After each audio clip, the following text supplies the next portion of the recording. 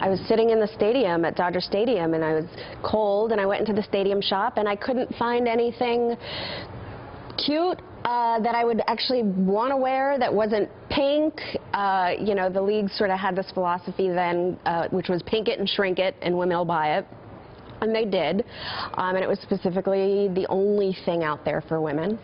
So I pitched the idea to Major League Baseball first, and they had the exclusive for the first year, and then in the second year we had all the other leagues lined up. So it's been about 7 years now. We keep growing, which is lovely, and we just came out with NASCAR, which is really cool. So it's been great. Do you consider this an endorsement or a business partnership? Oh, it's definitely a business partnership for sure. MLB originally hooked me up with G3 Sports by Carl Banks, who New Yorkers know is an ex-Giant. And they are a manufacturing company that basically does, they have licensing to Calvin Klein, so they really understood the whole fashion sense of what I was going for and had the factories to be able to pull it off.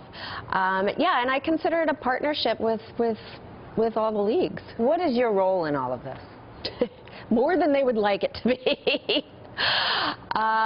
Everything from the design process to marketing to the photo shoots to, final say on colors and silhouettes, all of it. And who is your audience specifically? Is it women who are wearing this gear to games, or are they working out wearing it?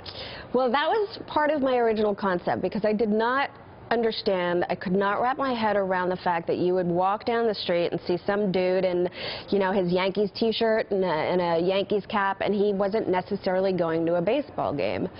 And I figured the only reason why you never saw a woman, walking down the street in her fan gear was because it wasn't flattering, she didn't feel good in it, or sexy in it, or it wasn't fashionable. So part of creating Touch was about how can we not only see women in the stands wearing this, but also out to dinner in a great hoodie and jeans like you would see them wearing something else that's branded. Do you think women need to be those super athletes like guys who wear Nike gear? I mean, Lululemon obviously had a tough time last year, saying that their pants maybe didn't fit everybody because they didn't have the right booties for it. Whose body needs to fit in Touch gear?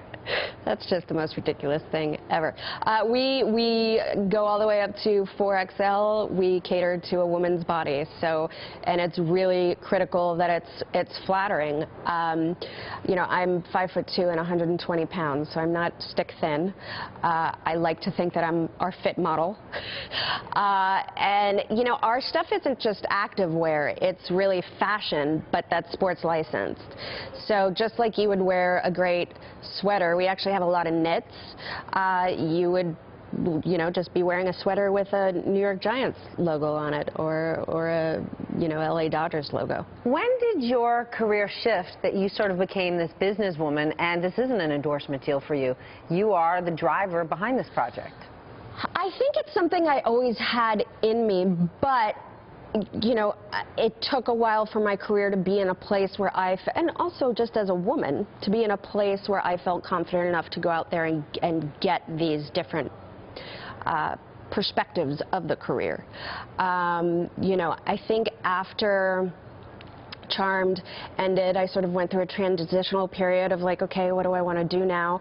And I knew the thing that I wanted to do was to feel fulfilled in other areas of my life away from acting, because I've been doing this for so long, it just becomes like second nature to me. There's nothing that really scares me about acting anymore. Yet, being a businesswoman is kind of scary. There are risks involved.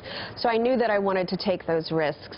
But I think Touch and the fact that the idea has been successful and has changed the marketplace so much has enabled me to really have that confidence to be secure in using that side of my brain.